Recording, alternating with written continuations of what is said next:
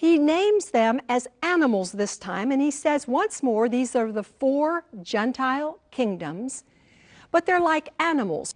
But when Daniel came to the 4th beast, and look at it with me, chapter 7, verse 7,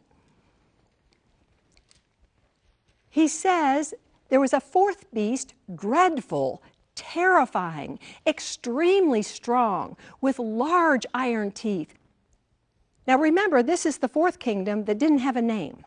The others we know were the Persians and the Greeks, but this one has no name. But as Daniel looks, he sees not only this 4th kingdom, but a 5th one. Look in verse 9. I kept looking until thrones were set up and the Ancient of Days took his seat. Now you'll want to read the rest of this to find out what it looks like when you see God, because God is called the Ancient of Days. This is God the Father.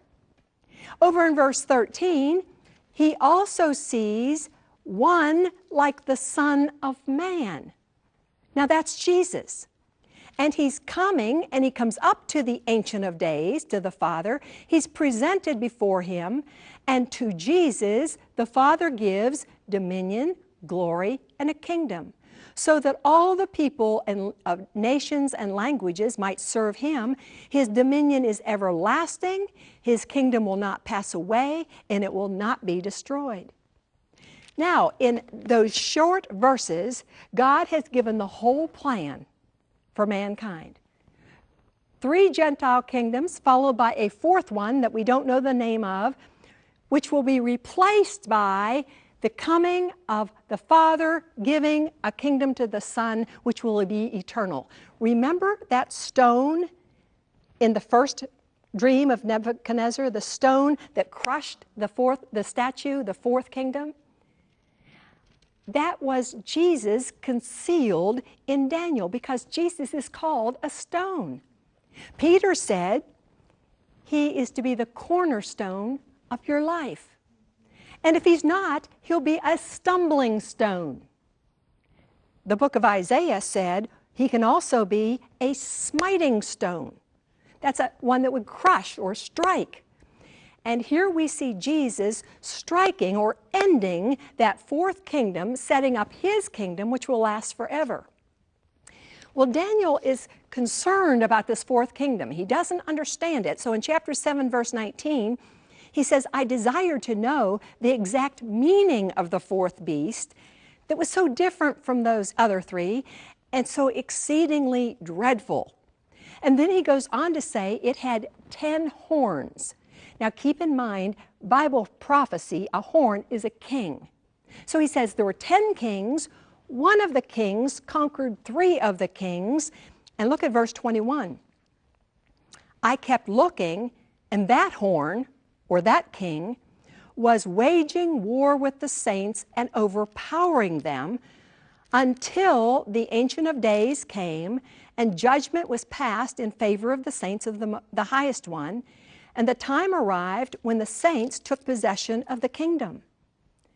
Now we find that there's going to be a war. That 4th kingdom has a ruler who is going to wage war with the saints and even overpower them. But the Father is going to come back, judge, set up his Son's kingdom, and the saints will possess the kingdom with him. Now, I'm going to call this 4th ruler the Antichrist, because that's what the New Testament calls him. But in Daniel, he's called here a king. He'll be called a horn. He'll be called a prince that is to come. We're told in verse 25 that he will speak out against the Most High, and he will wear down the saints for 3.5 years. It says time, times, and half a time. That's 3.5 years. Chapter 8, God takes Daniel back and gives him more detail about the 2nd and 3rd kingdom. This is the 2nd vision. It's of a ram and a goat. The ram has 2 horns. That pictures the Medes and the Persians. The goat has 1 horn. That is the Greeks.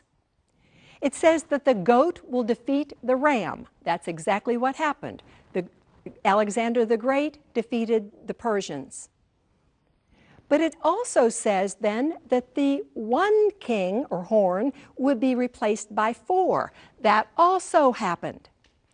Alexander the Great only lived 10 years. He died.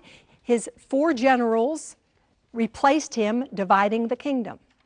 Chapter 8 is history. This chapter has already taken place. There are at least 100 prophecies in the book of Daniel that have already been fulfilled.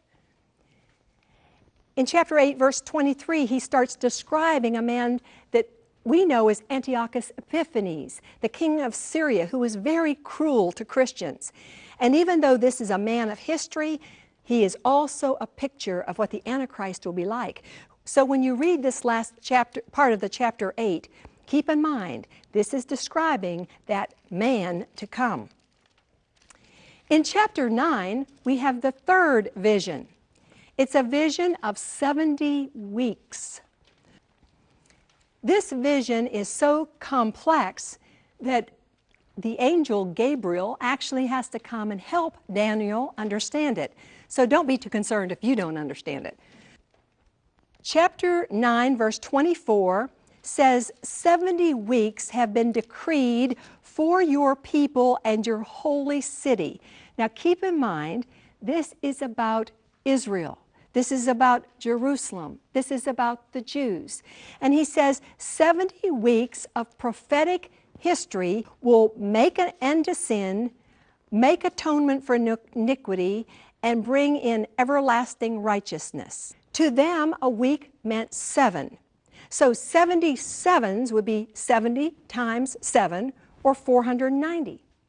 He's saying there is 490 years in which God is going to deal with the sin of Israel and bring them and make them righteous.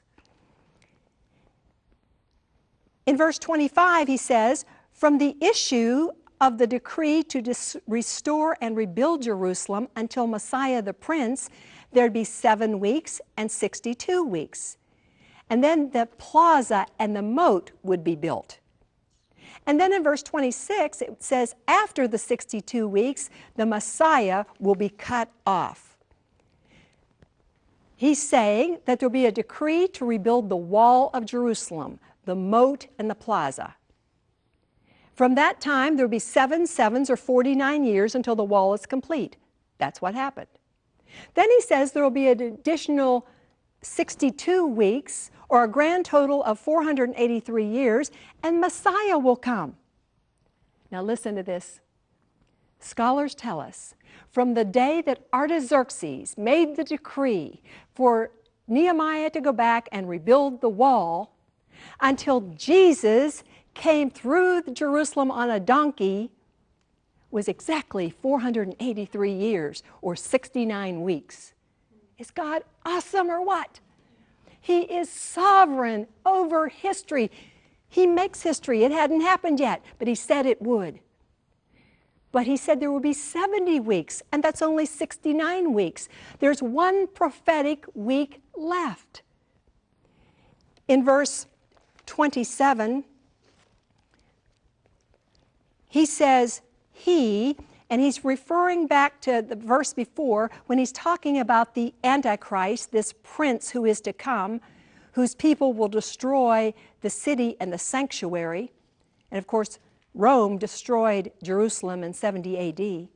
He says in verse 27, this prince, this Antichrist, will make a firm covenant with many for 1 week, for 7 years.